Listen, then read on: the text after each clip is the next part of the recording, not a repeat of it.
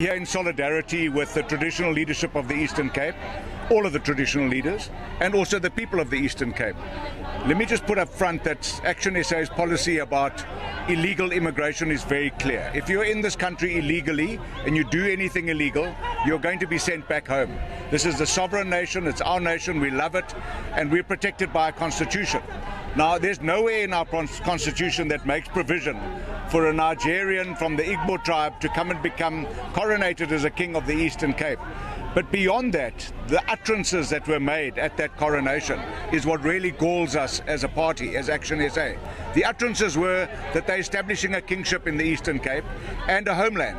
Now, we have a history of homelands in this province, a painful history of the homeland of the former Ciskei and the former Transkei, where people were moved in there after being expropriated, having their land expropriated. They had limited opportunities. They're still some of the poorest people in our province.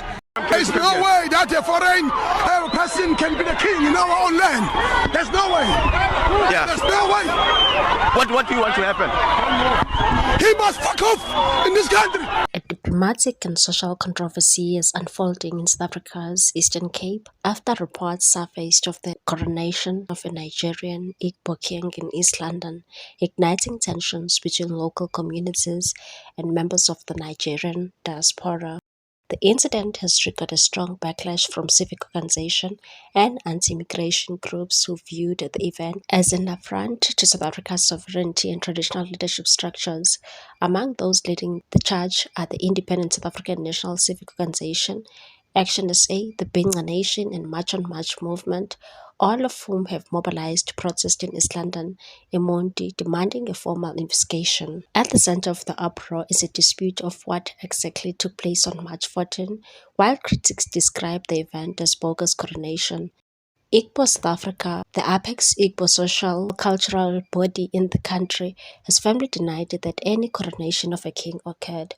In a sharply worded statement, SANCO President Dr. Zukile Luyange condemned the event, calling it shocking and disrespectful. He argued that such actions undermine local governance and cultural authority, and that it is unacceptable for foreign nationals to stage what appears to be a coronation of South African soil, adding that the situation reinforces perceptions of weak state control. Luyange also criticized the Government of National Unity, accusing it of remaining silent on an issue he believes strikes at the heart of indigenous authority systems. He singled out the Minister of Sports, Arts and Culture, alleging that leadership has prioritized political interest over the protection of cultural institutions. The protests have gained further traction with the support of Jacinta Ngobese, leader of the March on March movement, who has been vocal in broader anti-immigration demonstrations. Speaking at a recent rally in Durban, Ngobese Zuma warned that perceived overreach by foreign nationals would not be tolerated, and said we did not fight for this country for others to come here and disregard its people and systems.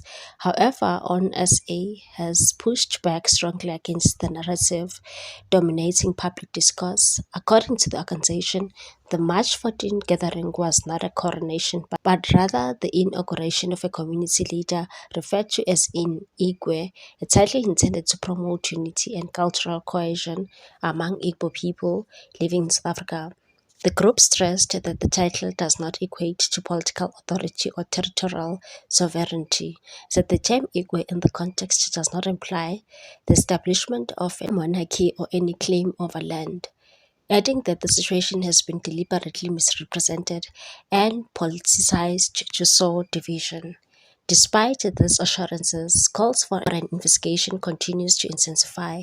SANCO has alleged possible irregularities, including claims of bribery, and says it is engaging traditional leaders to determine how the event was organized. Local traditional authorities have also expressed outrage. The chairperson of the Amatole House of the Traditional and Khoisan Leaders, Chief Kanti, said the incident has deeply offended local leadership structures. He emphasized that the region falls under the authority of King of Lulwandle, Sandile, and form part of Xhosa heritage, rooted in the lineage of King Phalo, and said this is Xhosa territory.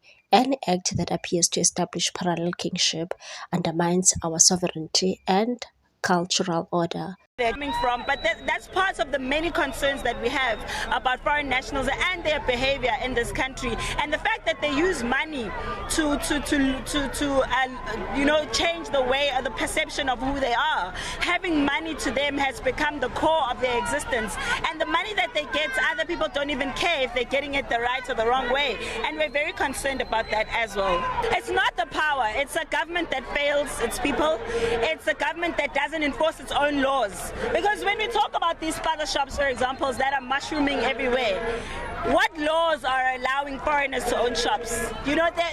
What laws are allowing foreigners to come in and earn 50 rand a week when the minimum wage is 150? The laws are there. We just have a government that doesn't want to enforce them. And foreign nationals are so good at manipulating the system that they'll buy off the police, they'll buy off the officials, they'll buy off even South Africans in their own country. In an Igbo, a national from Nigeria was coronated as a king. Now, our people, including traditional leaders, are really pissed off with that because it undermines the sovereignty of our kingship here, which is led by King Vululwandle Sandile. This is the Xhosa territory. What's your take on this one, people? Thanks for watching. Please subscribe for more news. And we are not going to tolerate the establishment of another homeland. They went further, though, and they said that they're going to encourage their brothers and sisters in Nigeria, in their hundreds of thousands, to come and establish a homeland in this province. That's not going to happen, because this province is not up for the taking. Here are our traditional leaders behind me.